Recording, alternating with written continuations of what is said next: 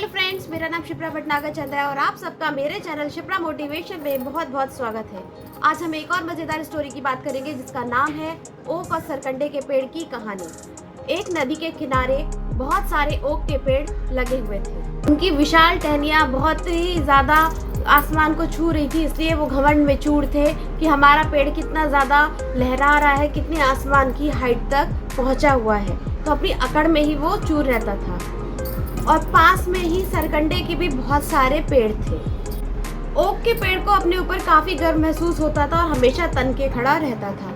और पास में खड़े सरकंडे के पेड़ का अक्सर मजाक उड़ाता रहता था। उनको लगता था कि ये बेचारे कैसे कोमल से पौधे हैं, कैसे बेचारे से पौधे हैं। और जब भी तेज़ हवाएं चलती तो वो और ज़्यादा अकड़ के और तन के खड़ा हो जाता, मानो कि वो हवाओं से लड़ने के लिए तैयार हो चुका है। और वहीं पर जो सरकंडे के पेड़ होते वो नम्रता से झुककर हवाओं के सामने झुक जाते। अक्सर हवाएं थमने के बाद ओक का पेड़ सरकंडे के पेड़ का और ज़्यादा मजाक उड़ाता और कहता कि तुम लोग तो हवाओं के सामने कैसे झुक जाते हो, बेचारे कितने नरम सहन से हो। मुझे तो डर है कि कहीं तुम गिरकर झुककर बिखर ना जाओ। और उनके इस तरीके से हंसने पर सरकंडे के पेड़ कहते कि ओक भाई, आप हमारी चिंता बिल्कुल मत कीजिए।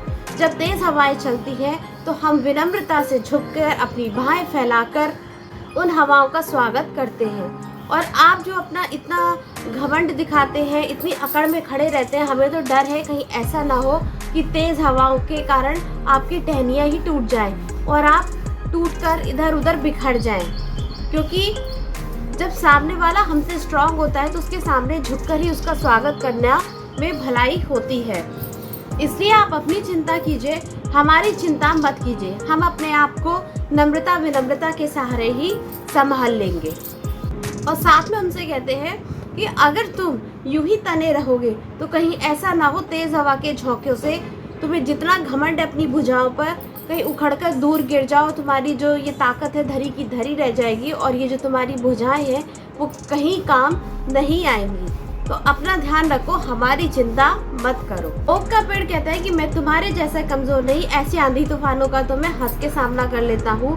और जैसे शंकर विशाल होते हैं, ऐसे आंधी तूफानों में मैं भी खड़ा रह सकता हूँ। मेरी फितरत नहीं कि मैं किसी के भी सामने झुकूं। सरकंडे का पेड़ मुस्कुराकर ओक से इतना ही कहता है, ठीक है ओक भाई, हम वक्त का इंतजार करते हैं। वक्त हमें बताएगा कि कौन टिका रहेगा और कौन बिखर जाएगा। धीरे धीरे वक्त बीतता गया और कहते हैं ना कि वक्त सभी का बदलता है। तो एक बार बहुत तेज आंधी तूफान आया और आंधी तूफान में जो सरकंडे के पेड़ थे वो विनम्रता से झुक गए और हवाओं का अभिनंदन करने लगे, जिससे हवाएं खुश होकर उनके ऊपर से ही गुजरकर चली गई और सरकंडे के पेड़ का कुछ नहीं बिगाड़ पाई। वहीं ओक का पेड़ अपने घमंड में चूर वैसे ही खड़ा रहा और उसने बिल्कुल भी झुकना स्वीकार नहीं करा। वो मानो ऐसा लग रहा था कि हवाओं से लड़ाई करने जा रहा है और हवाओं भी उनसे रूठ गई और उसको पूरे पेड़ को जड़ समेत उखाड़ के कहीं दूर फेंक दिया। और जब तक ओक के पेड़ को समझ आया तब तक उसका घमंड चूर चूर हो चुका था। तो फ्रेंड्स, इस कहानी से हमें शिक्षा मिलती है, स्थिति परिस्थिति के अनुसार ढल जाना चाहिए। जहाँ झुकना चाहिए वहाँ झुक जाना चाहिए, जहाँ ताकत का इस्तेमाल करना है ताकत का इस्तेमाल करना चाहिए। और वैसे भी विनम्रता से झुके रहने से आप सालों साल जीवित रह सकते हैं और वही ताकत का या घमंड का इस्तेमाल करने से पल भर में भी नष्ट हो सकते हैं। तो फ्रेंड, जहाँ विनम्रता की ज़रूरत हो ताकत का इस्तेमाल नहीं करना चाहिए। झुकने में कोई बुराई नहीं होती, झुकने में भलाई होती है।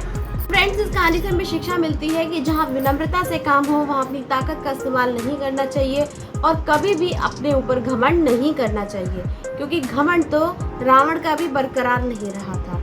तो फ्रेंड्स, आई होप आपको ये स्टोरी अच्छी लगी होगी। अगर अच्छी लगे तो please like, share and subscribe. और ऐसी मज़ेदार स्टोरी के लिए मुझे और मेरे चैनल को सपोर्ट कीजिए। तब तक के लिए गुड बाय।